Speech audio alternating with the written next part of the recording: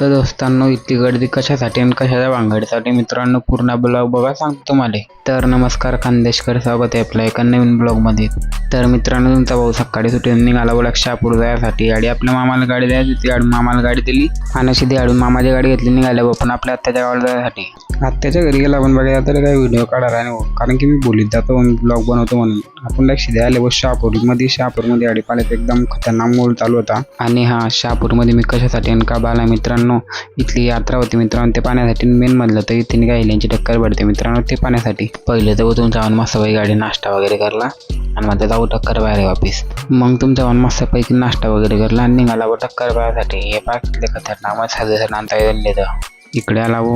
आणि इकडे गर्दी पाहून मधला भावेश चाल घरी, कारण की इथल्या दूर लोक गेलो तेवढा इथली गर्दी होती खतरनाक मध्ये की जाऊ द्या. तुम्ही पाहणं घेतली खतरनाक आहे गर्दी. इकडे आला वो, इकडे पण उभं राहिला धागा नव्हत्या. इकडे बी खतरनाक मध्ये गर्दी होती. ती पण तिकडे येल्यांची टक्कर चालू एकदम मस्तपैकी.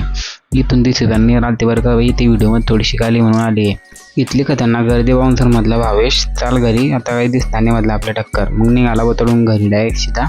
आजचा ब्लॉग मित्रांनो इथला, भेटून नेक्स्ट ब्लॉग मध्ये.